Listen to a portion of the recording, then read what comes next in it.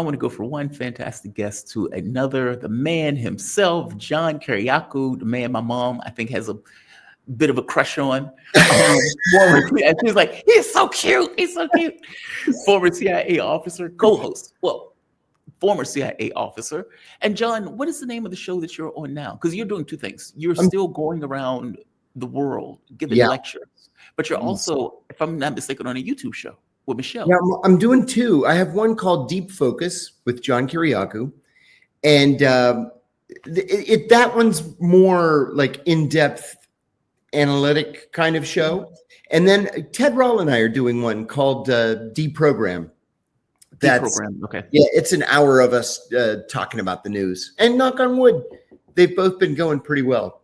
Ted is fantastic. Ted's fantastic. His historical knowledge is mind-blowing to me. Oh my gosh. And let me tell you too, Jamal, I'm so honored to come on just after Dr. Wilmer Leon.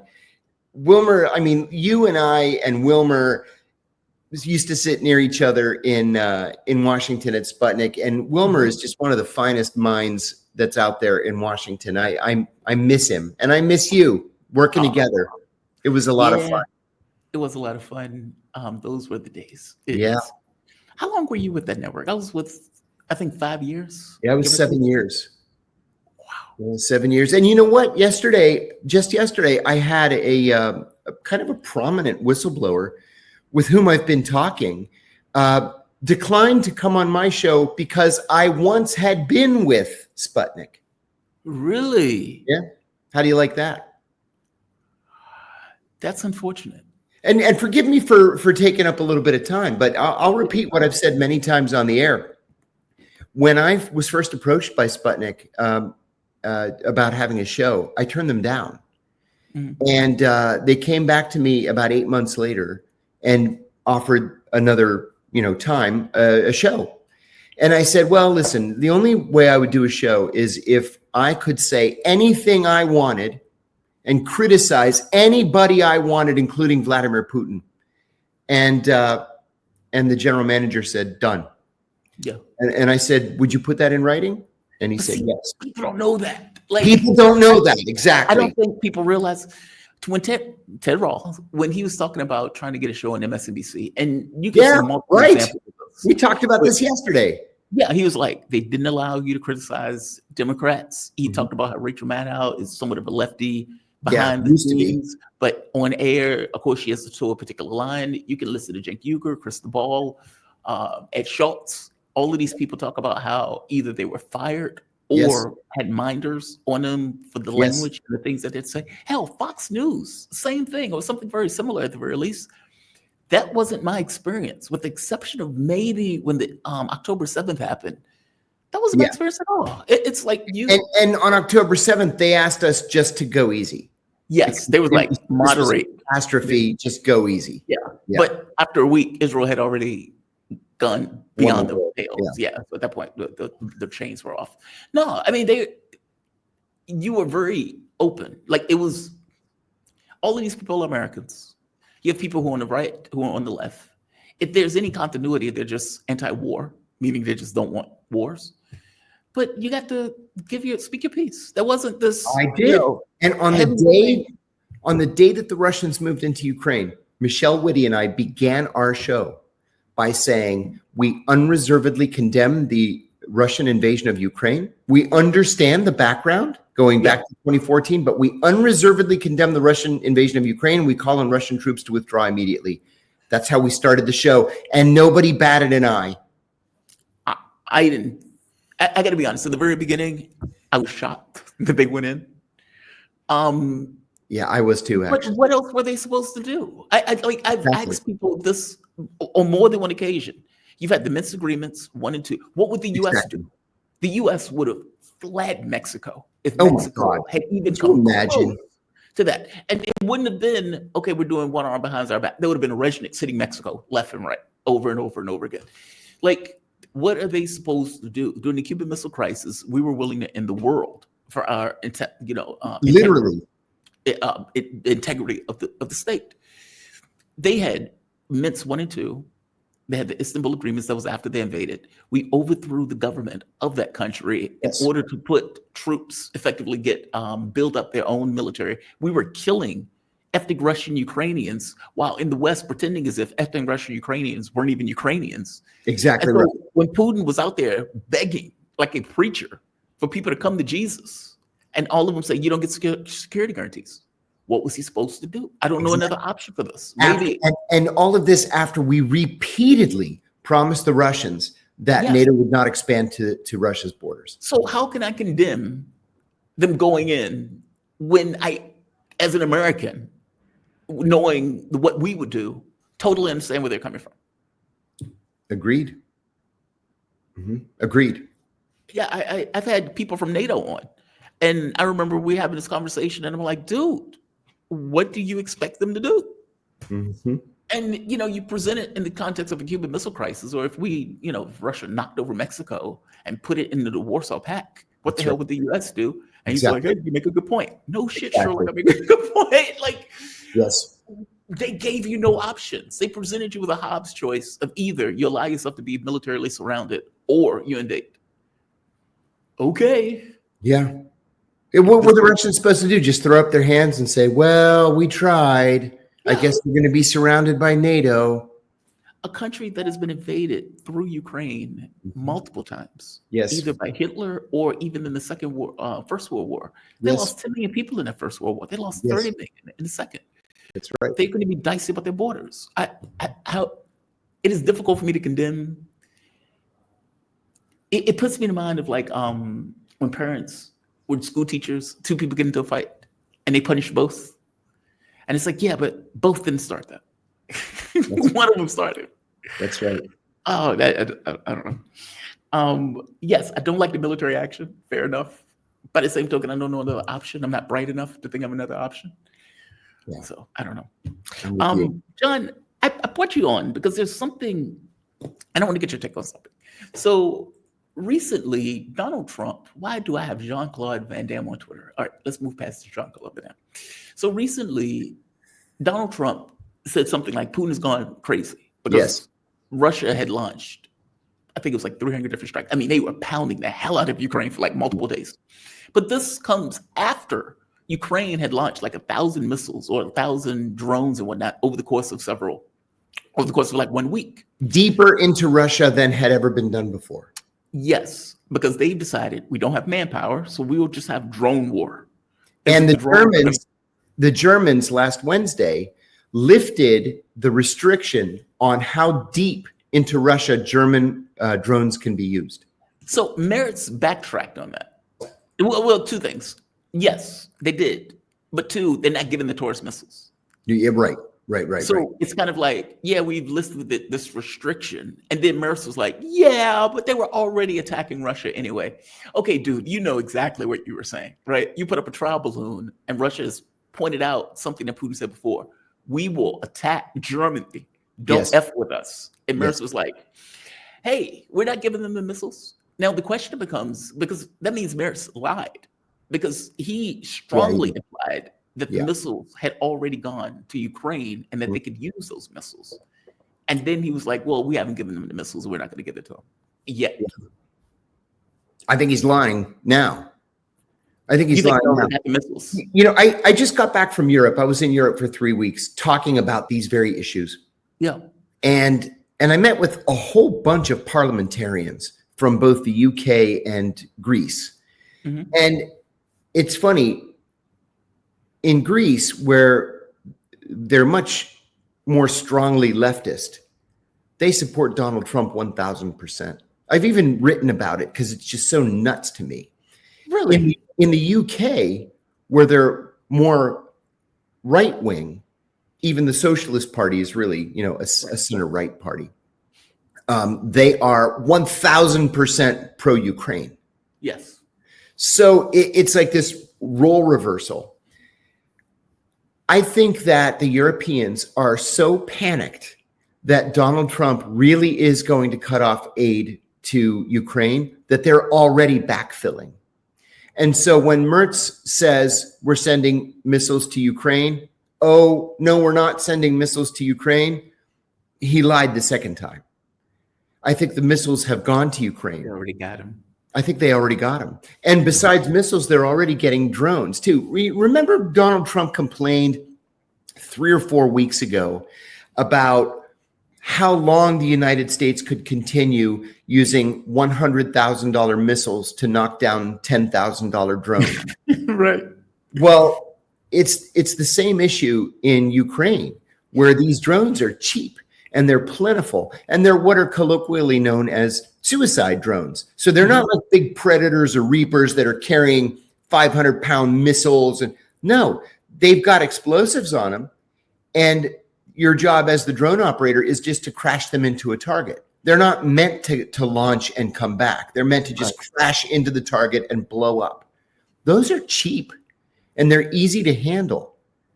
And so I think that's what the Europeans are providing the Ukrainians right now, in the absence or in the anticipated absence of continued U.S. military assistance.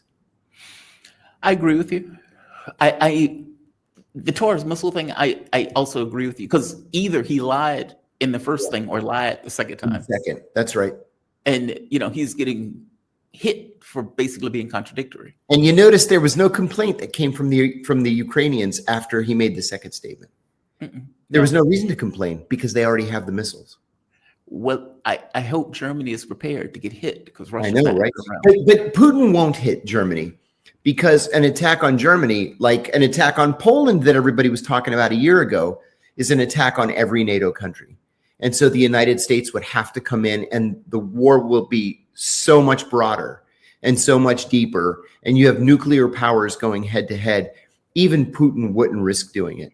Yeah, but the problem is that the moment that it's kind of like it's the nose under the camel's tent, right? Sure. Like, if that's under that matter, though, if that's true, then Brits can go into Ukraine. The French can go into Ukraine. No. That's right, because that's on Ukrainian soil. Right. I guess my point is, it's a nose under the camel's tent. The moment that you allow a few troops in, you allow 1,000, then 20,000 is in. If you allow one missile to hit Moscow, then you've allowed 20 missiles to hit Moscow. But don't forget that it was the Soviet Union that was providing weapons to the North Vietnamese during the Vietnam War to be used against U.S. troops and U.S. bases. This is what countries do. They fight these proxy wars. And the other side is always very careful not to provoke and then widen the scope of the conflict. What the Russian response, I think, will be, probably has been, but we don't know it yet, is going to be through intelligence operations. Sabotage, for example, intelligence collection on the ground, trying to infiltrate the NATO militaries. This is something the Russians historically have been very, very good at. And I think that's what they're likely doing right now, absent an actual military response against a NATO country. Oh, but see, John, that presents a problem, because Putin has already come out and say, if you do this, we will hit your... Now, to be fair, what the guy said was effectively, we will hit that factory that is doing that. And he said outside of, let's say, Berlin or somewhere, basically, we will hit wherever that factory is. And if this continues, we will hit closer to home. Yeah, now, he won't. He won't. Okay, now this presents a problem then. Because the moment that they test Putin on this and he doesn't respond, they're going to say, see, we knew he wasn't serious. Yeah. And they already think that pragmatism is weakness. Yes. And if they think pragmatism is weakness, then that's how wars start. Yes. See, and this is exactly why Donald Trump is so frustrated that Vladimir Putin simply won't do what he tells him to do. When Trump said during the campaign that he could end this war in 24 hours, he didn't mean literally 24 hours, but he meant in relatively quick fashion, he could end this conflict because he has this relationship with Putin. They can speak frankly with each other, and he can force the Ukrainians to, accept terms of a peace deal. And then both sides told him go fly a kite. Yeah, there was this. Don't get to dictate terms. I like this notion that Donald Trump could come in as a participant in the war, by the way. Yes. That's right. I'm sorry. Go ahead. I'm sorry. I interrupted. I'm sorry. No, that's okay. He had this 2-hour conversation with Putin last weekend. And then what was fascinating to me was the press release that came after the conversation, where, you know, the White House said, oh, it was 2 hours long, it was substantive, it was a beautiful conversation, and so much progress was made, and it was just incredible, and they both agreed to different things. And then the Russians came out and said, yeah, they talked for 2 hours, nothing was settled. We have to believe the Russian side on that. Because the war, if anything, things got worse after the telephone call. I mean, it's great that we're talking. We should be talking. That's what diplomacy is all about. Yeah. But you can't impose. You're exactly right. If you're the losing side, you cannot impose the terms of a peace deal on the victor. You can't. Now, I will admit to you, Jamara, one thing. We've said from the beginning, many of us, you, me, everybody else that I know, said at the end of this thing, the Russians are going to have territory that had belonged to Ukraine. It's going to be the Donbass. It's going to be Crimea. Right. That Ukraine will never be allowed to join NATO, but they probably will be fast-tracked into the European Union. That's essentially what Trump offered Putin. And Putin said, not good enough. That's not really what he offered. I mean, Trump was saying stuff like, we're going to put U.S. troops in Zaporozhye nuclear power plant. Yeah. I mean, and let's be honest. That was nonsensical, though. I know, but even this notion of having Redeemer Force or peacekeepers that were effectively NATO in Ukraine, something that they already said was a non-starter. Again, all of these things were non-starters. And it's pretending as if he's a trustworthy actor. He's not. He's not. He's a belligerent. Yeah. One of the things I learned at the CIA very early on was that the United States and the United Nations very frequently turn to Fiji to provide peacekeeping troops because nobody hates the Fijians. Nobody could even find Fiji on a map. I hate to say. I'm a map nut and I couldn't point out Fiji on a map. Yeah, I have a hard time and this is a major form of income for the Fijian government. They have peacekeeping troops all over the world. I think at the end of the day, I think at the end of the day, we're probably going to see 1,000 or 1,500 Fijians in the Donbass. Oh, I'm skeptical. I think this is going to be settled on the battlefield. I think Trump is going to say, I think all of you are horrible people. I think he's going to say, I'm calling it a day. I don't know if he continues to sell weapons and stuff to Ukraine. It depends on who can manipulate him the most in regards to who he believes that's it. Because he's got members of Congress pushing him the opposite direction. This is going to be tough for him. It is. And so he's doing this fence-sitting thing of, oh, Putin, he's playing with fire. And Mendevev points out, dude, the only fire you're playing with is World War III. Don't F around. That's what this comes down to. You have no cards. Mm-hmm. You have nothing that you can do in this situation. Your sanctions have failed miserably. You have no capacity to do anything on the ground. This ought to be a lesson for everybody that sanctions don't work. They've never worked. Never. And so this is something I feel very strongly about. We need to get away from. I'm sorry if I change the subject a little bit, but you mentioned sanctions. I think this is important. Last week, there was a huge press event in Iran. And it's like everybody I know went to Iran except me. Max Blumenthal and Judge Napolitano and everybody I know was in Iran last. Yeah, I missed the boat on this. But anyway, Max yesterday was on the Tucker Carlson show.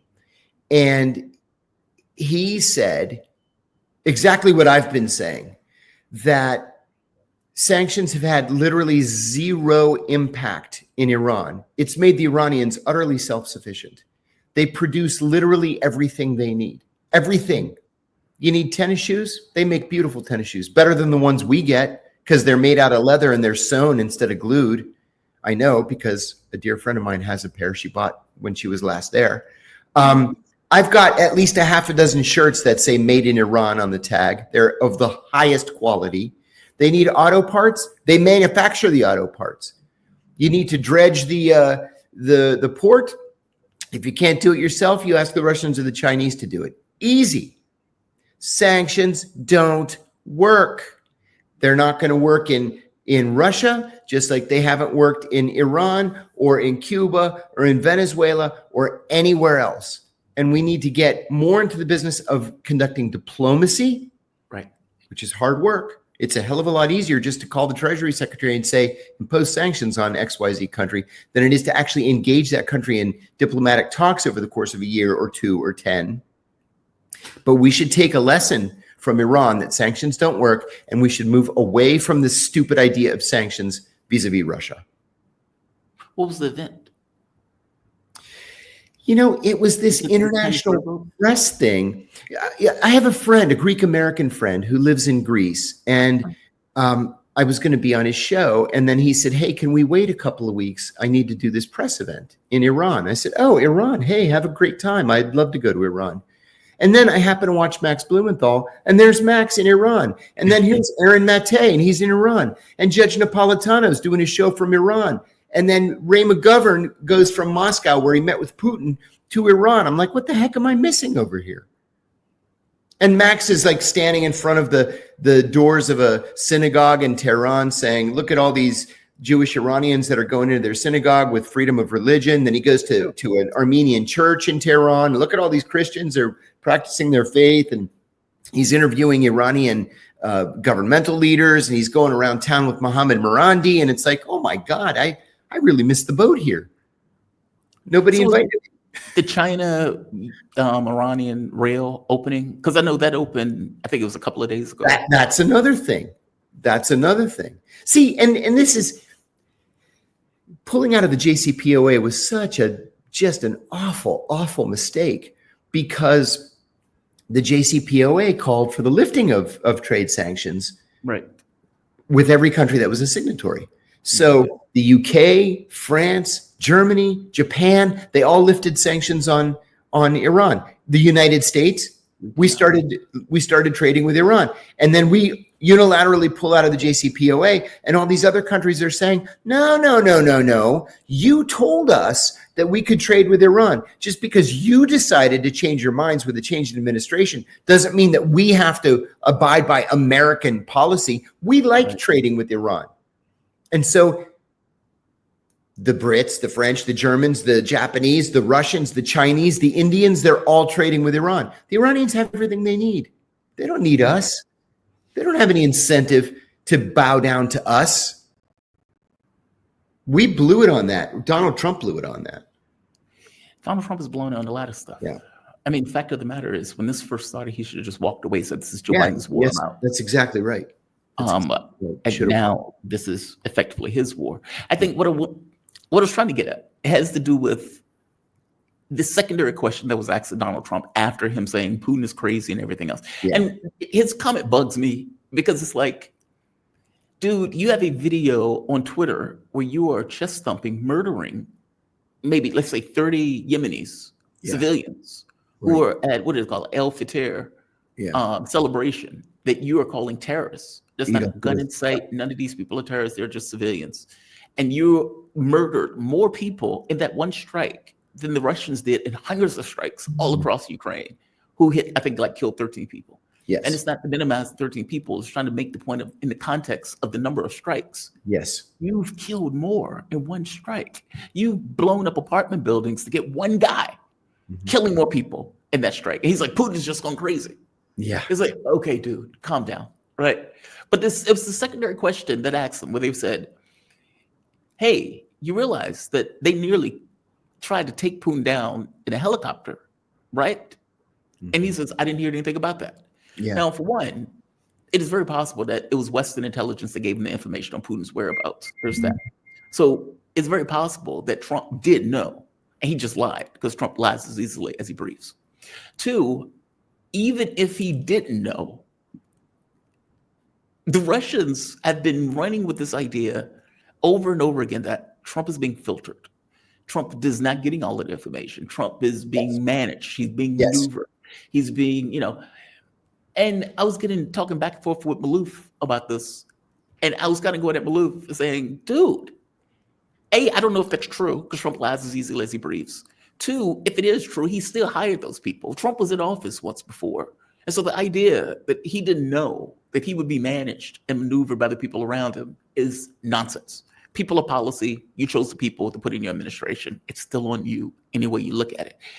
What's interesting to me, though, is in two fronts. One, the Russian front, and two, this front of whether or not he's managed and maneuvered.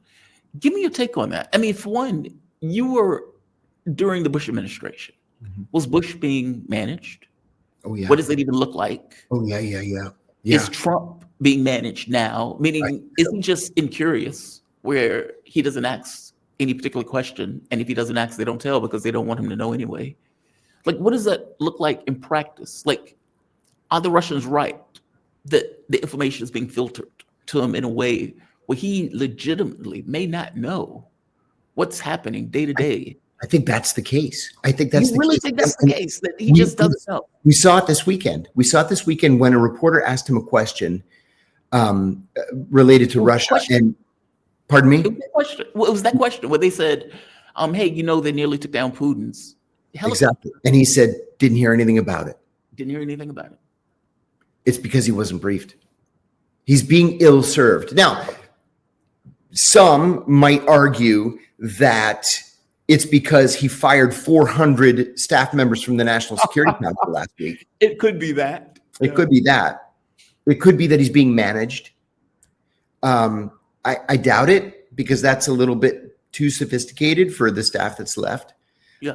But I think we're in a period of chaos at the National Security Council right now, and he just simply wasn't briefed. I think. And there's not even a national security advisor. It's Marco Rubio as acting national security advisor. We haven't had a person be Secretary of State and national security advisor since Henry Kissinger in 1975. And that doesn't work. I saw it on Twitter. Yeah. But how could he not? No, I think he doesn't read Twitter so much as he writes on Twitter. I mean it. I hate to say that, but I think that he's busy writing and tweeting and truth socialing and not really reading what other people are reporting. Let me give you an example too, a real life example. I just talked about this day before yesterday on a show. In late 2001, the CIA had come up with a torture program.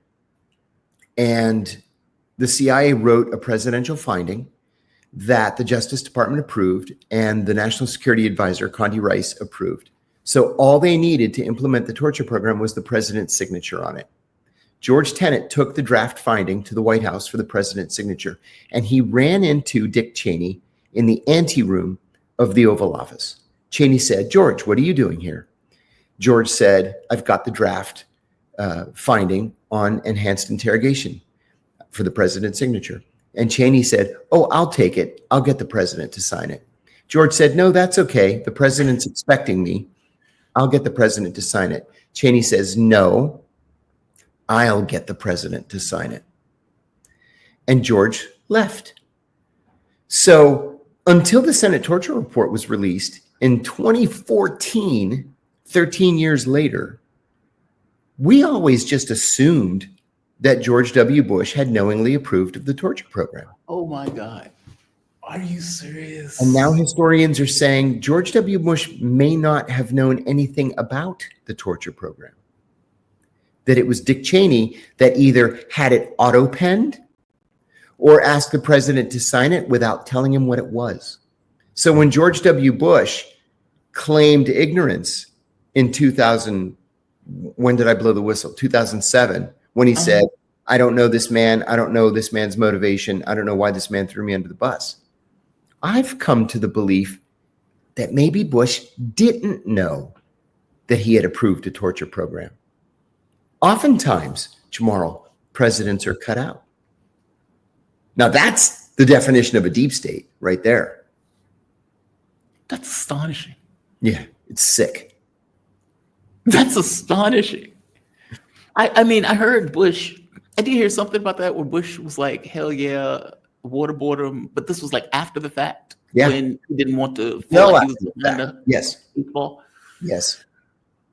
Oh, I didn't know that story. Yeah, it's ugly.